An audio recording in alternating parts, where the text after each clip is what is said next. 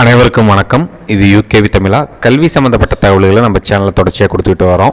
அதுமாதிரி வந்து பார்த்திங்கன்னா தமிழ்நாடு இன்ஜினியரிங் அட்மிஷன்ஸ் கவுன்சிலிங் சம்மந்தப்பட்ட தகவல்களையுமே கொடுத்துட்டு வரோங்க. ஸோ நம்ம என்ன பண்ணுறோம் அப்படின்னு பார்த்திங்கன்னா, ஒரு 2 காலேஜஸ் எடுத்து சில பேராமீட்டர்ஸை கம்பேர் பண்ணி எந்த மாதிரியான கல்லூரிகளில் சேரலாம், எதெல்லாம் நல்ல கல்லூரிகள் அப்படிங்கிற தகவல்களை கண்டினியூஸாக கொடுத்துட்டு வரோம். ஏற்கனவே நிறைய காலேஜஸோட கம்பேரிசன் பற்றி போட்டிருக்கோம். அது சம்மந்தப்பட்ட தகவல்கள் வேணுங்கிறவங்க யூகேவி தமிழா அப்படிங்கிற இந்த யூடியூப் சேனலை சப்ஸ்கிரைப் பண்ணிவிட்டு நீங்கள் வீடியோஸில் போய் பார்த்தீங்கன்னா உங்களுக்கு எல்லா தகவல்களுமே வருங்க. அதுபோக இந்த பர்டிகுலர் வீடியோவில் நம்ம எந்த 2 கல்லூரிகளை கம்பேர் பண்ண போகிறோம் அப்படின்னு பார்த்தீங்கன்னா, Loyola ICAM college of engineering and டெக்னாலஜிங்கிற கல்லூரியும் மற்றும் வந்து பார்த்திங்கன்னா ராஜலக்ஷ்மி இன்ஸ்டியூட் ஆஃப் டெக்னாலஜி. இந்த 2 கல்லூரிகள் சம்மந்தப்பட்ட தகவல்கள் தான் வந்து பார்த்திங்கன்னா இந்த பர்டிகுலர் வீடியோவில் பார்க்க போகிறோம். ஸோ என்னென்ன தகவல்கள்லாம் பார்க்க போகிறோம், என்னென்ன பேராமீட்டர்ஸ்லாம் இருக்குது அப்படிங்கிறத பார்த்துருவோம். இல்லை ஃபஸ்ட்டு நான் பார்க்கக்கூடிய கல்லூரியானது வந்து பார்த்திங்கன்னா Loyola ICAM college of engineering and டெக்னாலஜின்னு சொல்லக்கூடிய கல்லூரியை பற்றி தான் பார்க்க போகிறேன். ஸோ இந்த Loyola ICAM college of engineering and டெக்னாலஜிங்கிற கல்லூரியானது கிட்டத்தட்ட நம்மளுக்கு வந்து 2010 ஆரம்பிக்கப்பட்ட ஒரு கல்லூரியாக வந்து பார்க்கப்படுது. அதுபோக வந்து பார்த்திங்கன்னா இது முழுக்க வந்து கிறிஸ்டின் பேஸ்டு இன்ஸ்டியூஷன்.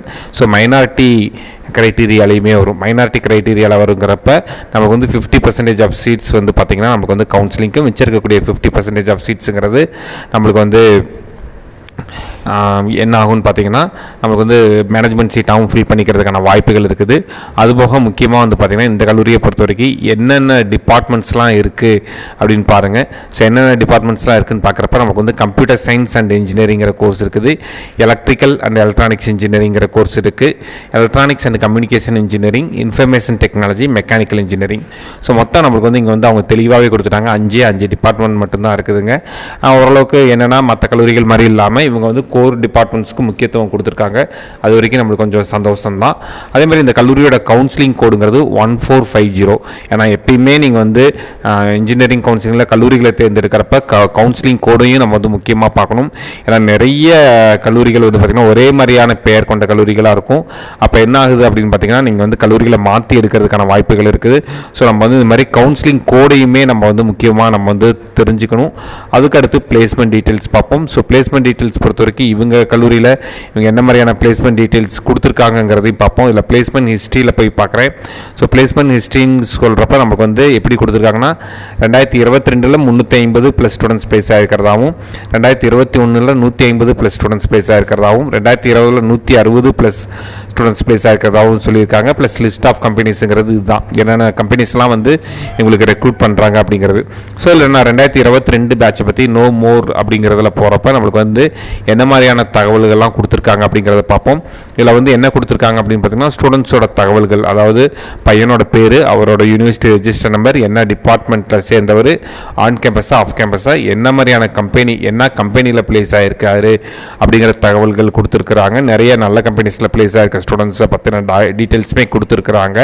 ஸோ 2022 பொறுத்த வரைக்கும் மொத்தம் எத்தனை மாணவர்கள் பிளேஸ் ஆகிருக்காங்க அப்படின்னு பார்த்தீங்கன்னா 356 மாணவர்கள் வந்து பிளேஸ் ஆகிருக்கிறதா கொடுத்துருக்குறாங்க. சரிங்களாங்க.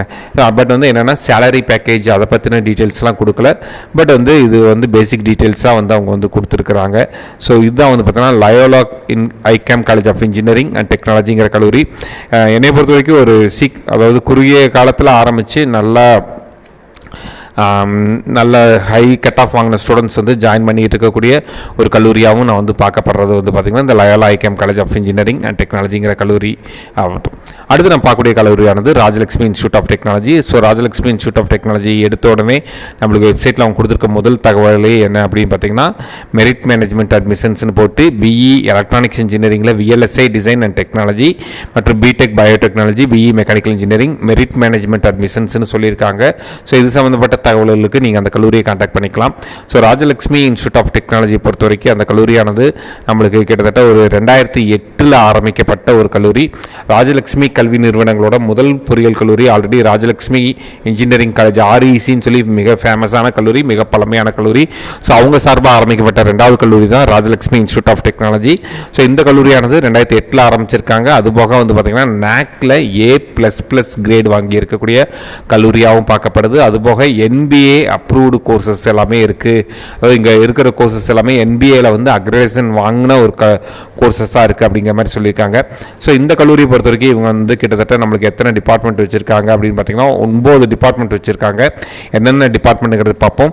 BE computer science and engineering, BE computer science and இன்ஜினியரிங்கில் artificial intelligence and machine learning, BE computer and communication engineering, BE electronics and communication engineering, BE mechanical engineering, BTech artificial intelligence and data science, BTech computer science and BTech computer science and business system, BE electronics engineering, VLSI electronics இன்ஜினியரிங்கில் VLSI design and டெக்னாலஜின்னு ஒரு specialisation, BE biotechnology.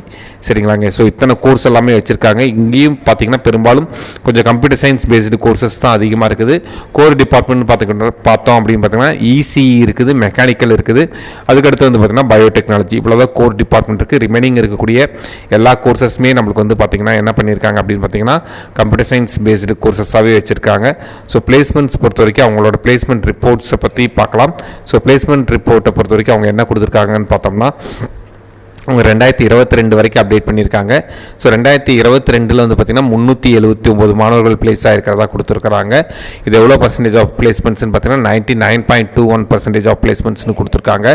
So இதில் நான் வந்து click here to view the டீட்டெயில்ஸில் 2021-22 வந்து பார்த்திங்கன்னா அவங்க கொடுத்துருக்க டீட்டெயில்ஸுங்கிறது பையனுடைய யூனிவர்சிட்டி ரெஜிஸ்டர் நம்பர், பையனோட பேருங்க, என்ன டிபார்ட்மெண்ட்டை சேர்ந்தவர், அதுபோக வந்து பார்த்திங்கன்னா நம்மளுக்கு வந்து என்ன கம்பெனியில் பிளேஸ் ஆகிருக்கிறாரு அப்படிங்கிற தகவல் கொடுத்துருக்காங்க. பட் என்ன சேலரி, எவ்வளோ சேலரி, ஹையஸ்ட் சேலரி என்ன, லோயஸ்ட் சேலரி என்ன, மீடியம் சேலரி என்ன, இந்த மாதிரியான தகவல்கள் கொடுக்கல. பட் வந்து பேசிக்கான பிளேஸ்மெண்ட் டீட்டெயில்ஸ் மட்டும் கொடுத்துருக்காங்க. 2018-19 2021-22 வரைக்கும் வந்து கொடுத்துருக்காங்க. அதுபோக நிறைய காம்படிஷன்ஸ்லாம் வந்து வின் பண்ணியிருக்காங்க. ஸ்மார்ட் இந்தியா ஹேக்கத்தான், இந்த மாதிரியான ஹேக்கத்தான்ஸ் ஈவெண்ட்ஸ் மற்றும் மற்ற ஈவெண்ட்ஸ்லேயுமே இங்கே வந்து என்ன பண்ணியிருக்காங்கன்னா நம்மளுக்கு வந்து பார்ட்டிசிபேட் பண்ணி வின் பண்ணியிருக்கிறதா அவங்க வந்து டீட்டெயில்ஸ் கொடுத்துருக்காங்க.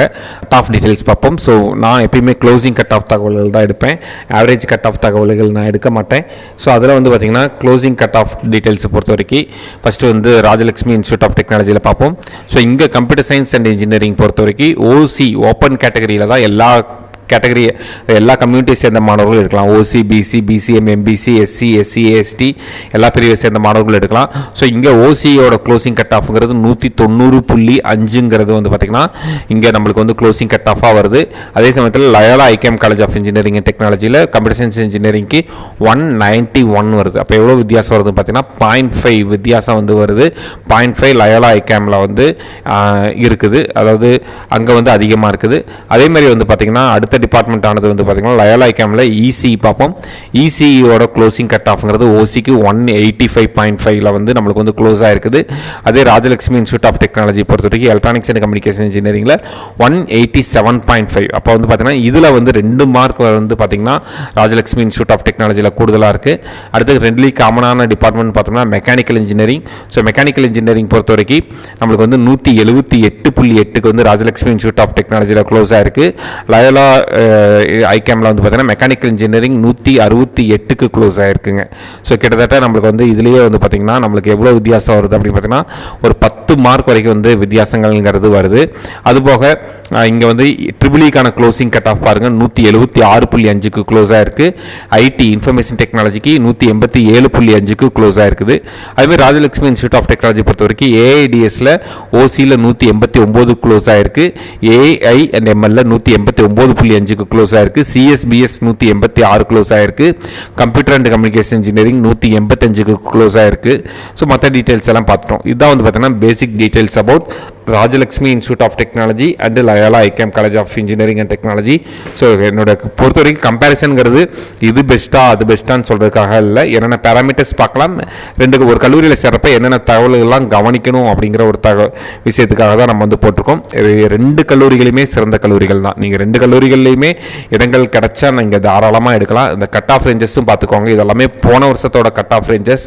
அப்போ இந்த வருஷம் என்னென்னு பார்த்தீங்கன்னா இன்னுமே வந்து அதிகப்படியான கட் ஆஃப் தேவைப்படும். அதாவது இது இப்போ ஆல்ரெடி இதில் காமிச்சிருக்க கட் ஆஃபோட 1 மார்க் 2 மார்க் கூடுதலாக தான் தேவைப்படுமே தவிர்த்து குறையிறதுக்கான வாய்ப்புகள்ங்கிறது நம்மளுக்கு கிடையாதுங்க.